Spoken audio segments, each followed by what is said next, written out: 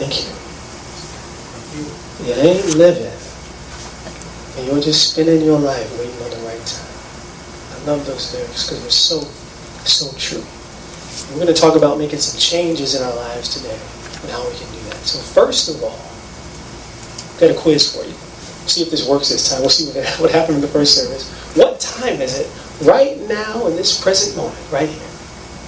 I knew that was going to happen. But on the clock, it's about 12 o'clock, right? 12, a little after 12. And if we traveled over to LA, the sandy beaches there, what time would it be there? 9 o'clock. About 9 o'clock. And the other LA, as Reverend Virginia would say, which is Lower Alabama, and across to the snow-capped mountains in Colorado. What time is it right now? 10 o'clock. 9 o'clock. And of course our friend here, he would say, it's 5 o'clock somewhere, right? Yes, he would. He would say it's Margaritaville. Margaritaville too, right? This one's a little bit tougher though. What time is it in Auckland, New Zealand?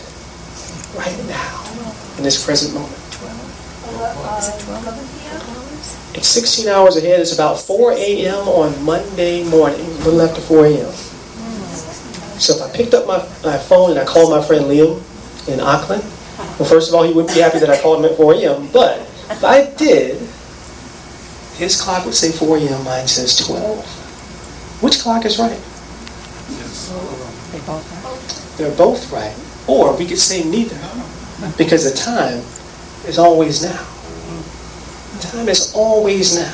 And there is power in the present moment. And we can remove negative thoughts and any type of self-defeating behavior from our lives in an instant when we learn how to harness the power in the eternal moment of now.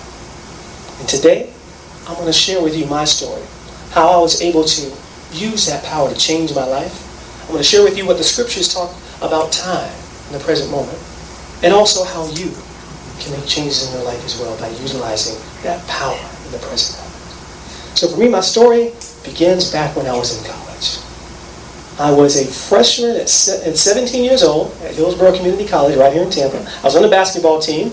It's my, oh good, you put me up, I'm already there. That's me, a younger version of me there. Yeah, high top fade and all, but it was in at that time.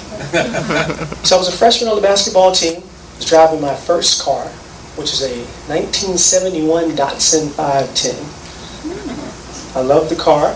Had a couple problems. Every time you put gas in it, it filled it up. It smelled like gas for like 3 days. There was something wrong with the gas tank. But you know what? I was a freshman in college. We put half the basketball team in there, and we just go driving. We'd be happy.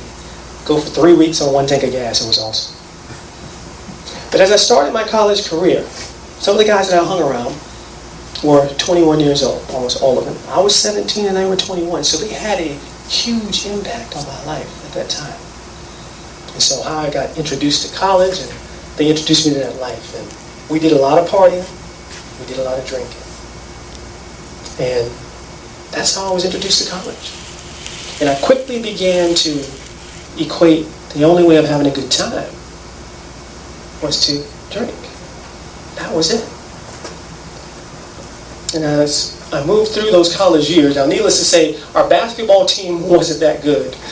We didn't win too many games that year. We didn't. But as I moved through those college years, I graduated from HCC and I moved on to Mercer University in Macon, Georgia.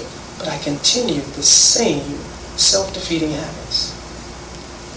Always equating drinking with having a good time. I thought that's the way it's supposed to be. Now, when you're in college, some of that behavior can almost be considered acceptable as a college student. But when you become an adult, as the scriptures say, you got to put some of those childish things behind. I didn't want to do that. So when I left Mercer, first of all, this guy was born. 1995, he was born. Some of you might recognize him. He's a little older now. He's 18 now. And then around 1998, she was born. And I'm sure some of you might recognize her. Actually, she's 16 years old today. Today's her birthday. Yeah, that's my daughter, Yanis. Now, even though I had both of them in my life, I still didn't change my ways. Becoming a father didn't change me. I still was doing the same thing. All I did was trade off partying with the basketball team and the fellas to happy hour on Friday. Maybe some of you have been there. And I remember with my coworkers going to happy hour one night. And I grabbed my keys to drive home like I had done many times before after a long night of drinking.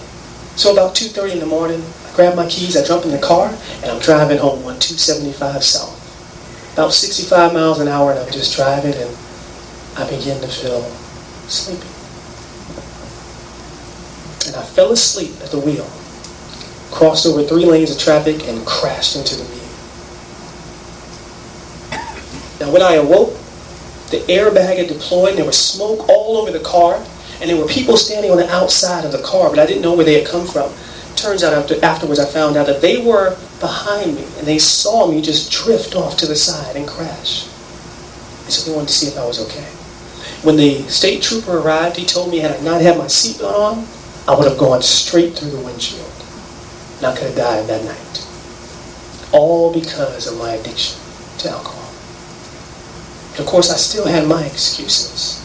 You see, it wasn't really my fault. It was my friend's fault. They shouldn't let me drive home. Or maybe I was just tired. Just a little tired. So I lived on with those excuses. I kept on going, even after that. Until around 2000, 2001, I found something that really changed my life. I started to run. Some of you may know this, I'm a runner. And when I ran, I never wanted to drink. It's amazing.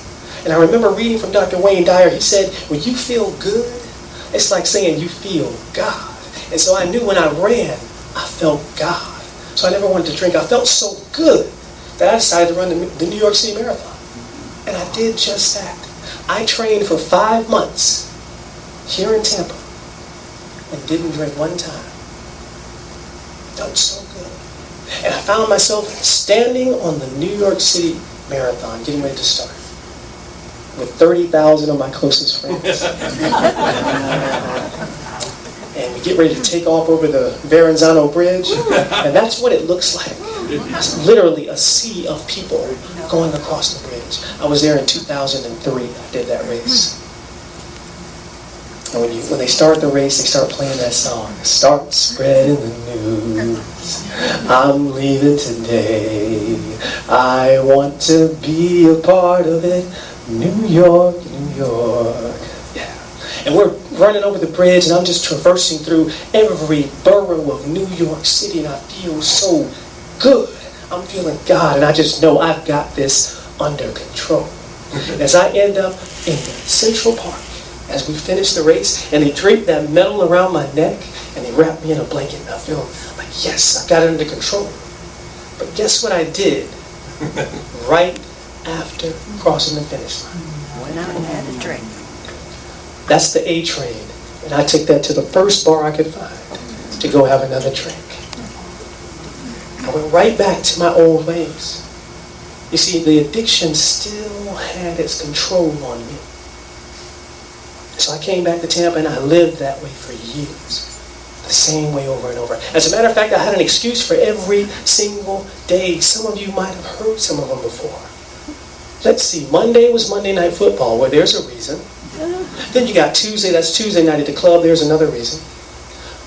Wednesday was Dollar Drink Night at Green Iguana, and that's a reason.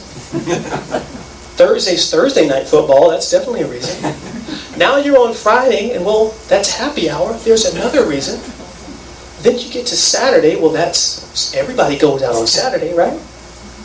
And here I am right back at Sunday. And then on Sunday, you've got football, you've got the beach, you've got barbecues.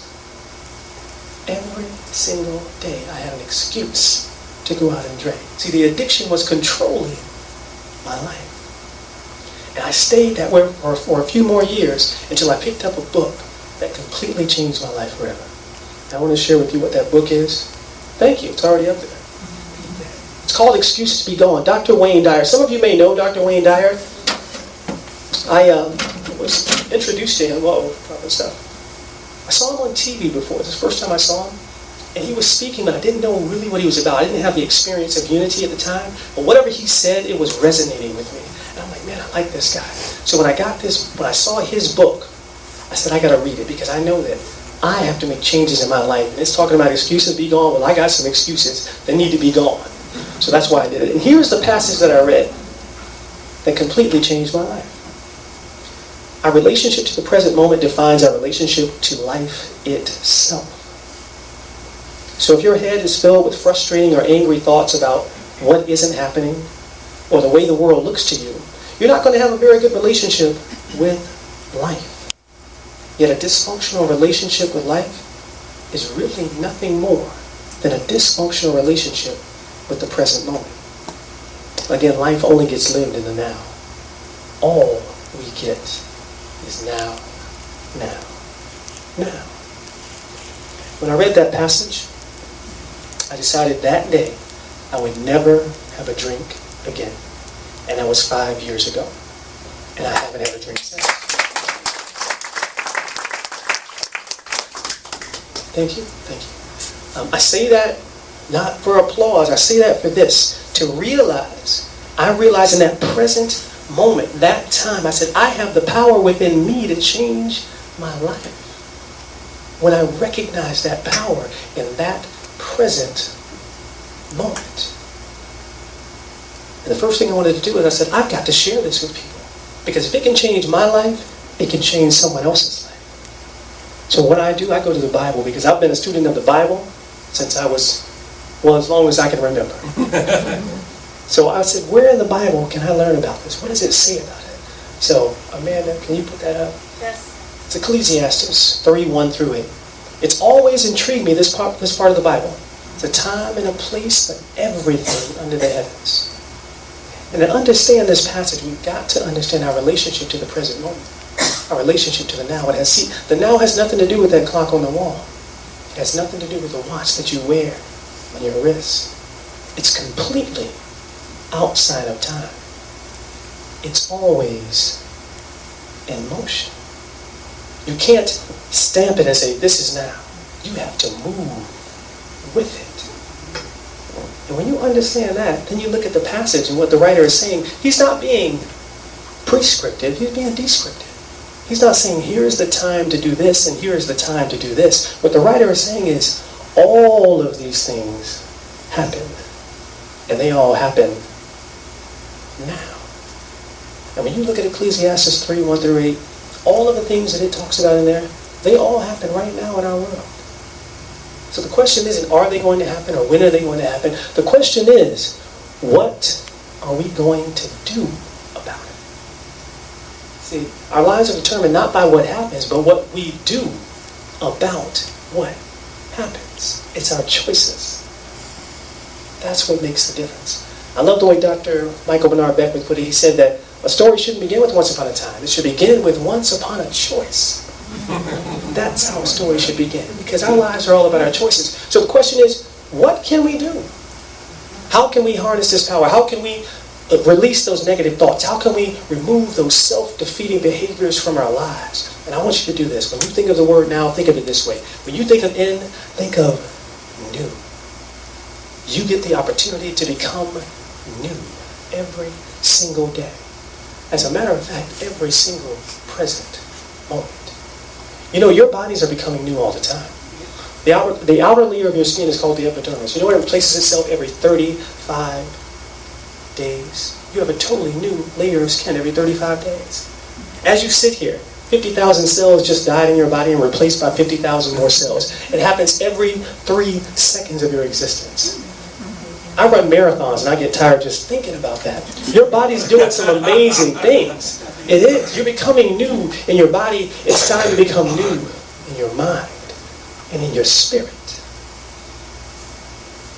When you think of omnipresence. God is in all things, at all places, at all times. And if God is for you, then who can be against you? I love the way Dr. Wayne Dyer put it. He was in an interview with Oprah. And he said, with God, all things are possible. It's in Matthew. But then he followed it up with a question, which I love. He said, what does that leave out? Nothing. Nothing is left out from that.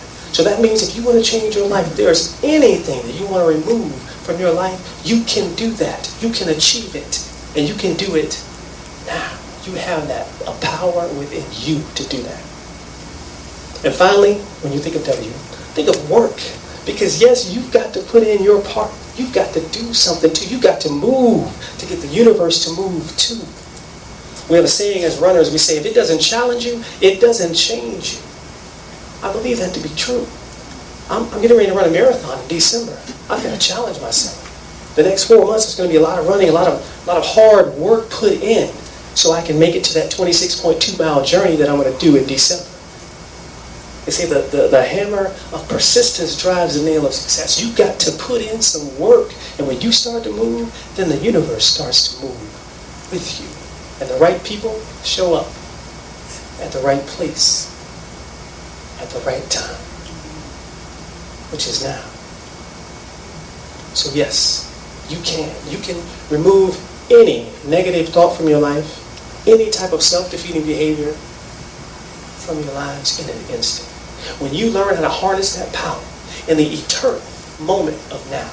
So don't wait for tomorrow. Don't wait for someday or one day, because none of those exist. The only thing we have is the precious present moment. The time is always now. So my name is T. And his name is Marion. Thank you for allowing me to share my story with you today. As always, allow the universe to work in your favor and be blessed.